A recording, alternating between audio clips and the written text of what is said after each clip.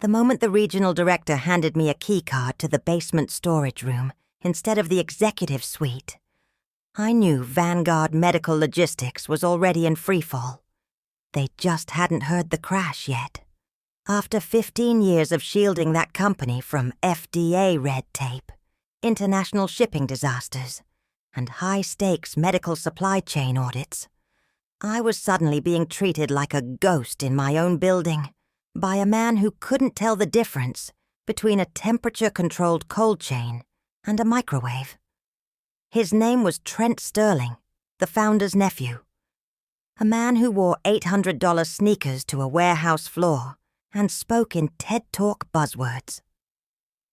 He walked into our quarterly compliance strategy meeting with a tablet and a smirk, suggesting we democratize our storage protocols by removing the strict access logs I had spent over a decade perfecting. He wanted to streamline the flow to look more impressive for the upcoming Series C funding. I sat there, 15 years of institutional memory pulsing behind my temples, while he droned on about optimizing synergy. When he looked at me and said my oversight protocols were inhibiting the company's velocity, I didn't get angry.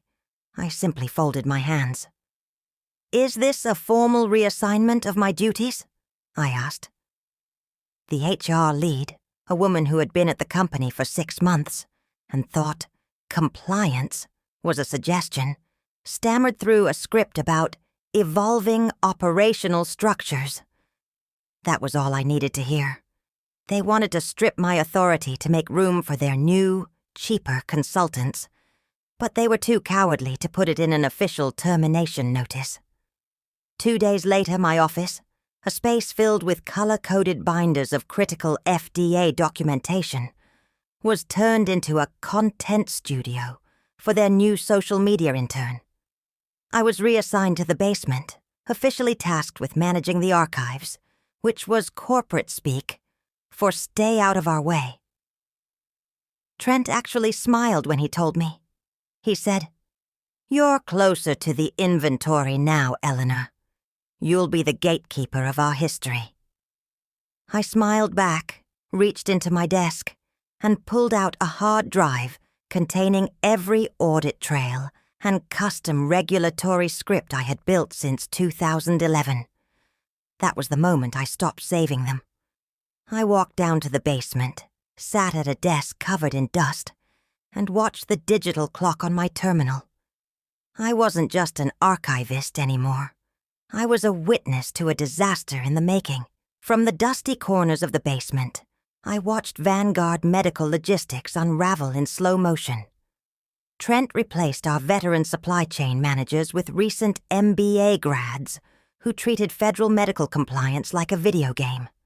They hired a compliance consultant named Jax, who insisted on being addressed as the architect.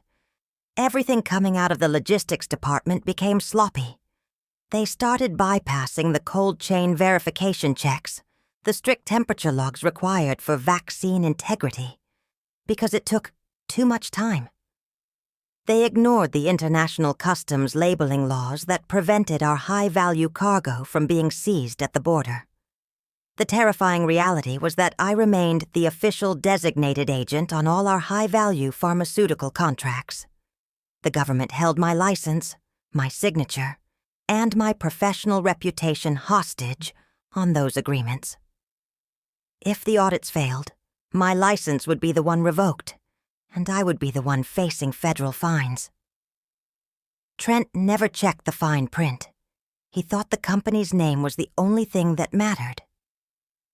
I stared at the screen while Trent stood in the lobby upstairs, loud enough for the floor to hear, bragging about how they were going to disrupt the medical supply industry by cutting corners.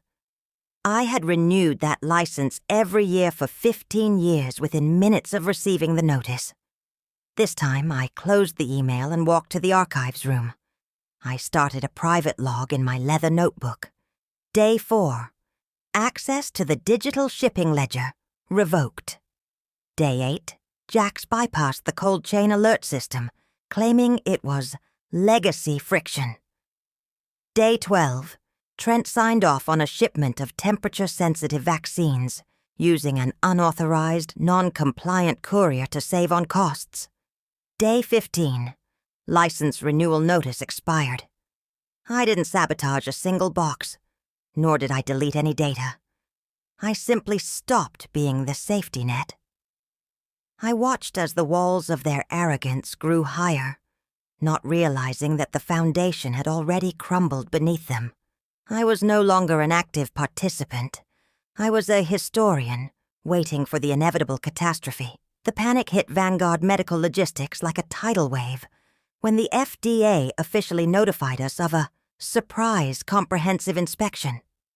The office, once filled with the smug chatter of overpaid consultants, transformed into a zoo of screaming MBAs and panicked executives.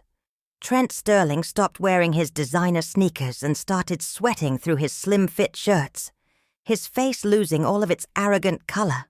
Around noon, the HR director, a woman who had spent the last 2 weeks avoiding my basement office, rushed down the stairs, her face the color of spoiled milk. She begged, practically clawed, at the door of my archival bunker. "Eleanor, please!" she shrieked. "We need you in the boardroom, now. It's an emergency." Inside the boardroom, the air was thick with the scent of high-end cologne and pure, unadulterated terror. Jax, the architect, was pacing in circles, muttering about software patches that didn't exist. Trent looked like he was about to vomit on the mahogany table. They tried to frame the missing cold chain logs and the expired federal license as a technical glitch. "Eleanor," Trent stammered, his voice cracking. "We just need you to backdate the paperwork. Just a few signatures to satisfy the auditors. It's a favor to the company, to the family brand." I listened, waited for them to stop talking, and then slowly stood up. I didn't raise my voice. I didn't need to. "Mr. Sterling, you specifically reassigned my duties 2 weeks ago. You revoked my access to the digital ledgers, stripped my signature authority, and explicitly told me that my old-fashioned compliance methods were a burden to your velocity." I looked at the HR director and the legal team. "I don't have the clearance to access those documents, nor do I have the authority to sign them. I am just the archivist, remember?" The room went dead silent. You could hear the hum of the air conditioning. Trent's mouth opened and closed like a fish, but no sound came out. When the FDA auditors arrived, the lead inspector, a woman I had respected for years, walked straight to the basement door. She looked surprised to see me surrounded by dust, old boxes, and calm. Upstairs, the audit turned into a funeral. The inspectors found exactly what I knew they would. Vaccines, shipped without cold chain logs, bypasses of critical temperature safety protocols, and a total void where federal documentation should have been. Because I wasn't there to sign off on the overrides, which I would have denied anyway, the entire contract was flagged as non-compliant. $420 million in government contracts were suspended by 3 p.m. I walked into the boardroom one last time, not with a box of belongings, but with a single legal envelope. I handed it to the founder, who had finally flown in, looking like he'd aged 10 years in 10 minutes. "My formal resignation," I said. "And for your legal team, I've attached copies of every email where I warned Trent about the cold chain violations and the licensing status. I have time-stamped proof that I was stripped of my duties before these errors occurred. You cannot blame the archivist for the fire you started." I didn't wait for a reply. I walked out of the building. By the time I reached my car, the company's internal servers were already being locked down by federal investigators. That night, I sat at a quiet lounge in downtown Seattle, watching the news ticker. Vanguard Medical Logistics under federal investigation. Operations ceased. My phone was buzzing with recruiters, people who knew exactly what I was worth. I ordered a gin and tonic, looked at the quiet street, and finally took a breath. I hadn't destroyed them. I simply stopped being the shield they didn't deserve. I let them experience the exact reality they had chosen for themselves. For the first time in 15 years, the burden wasn't mine to carry. It was finally, perfectly, theirs.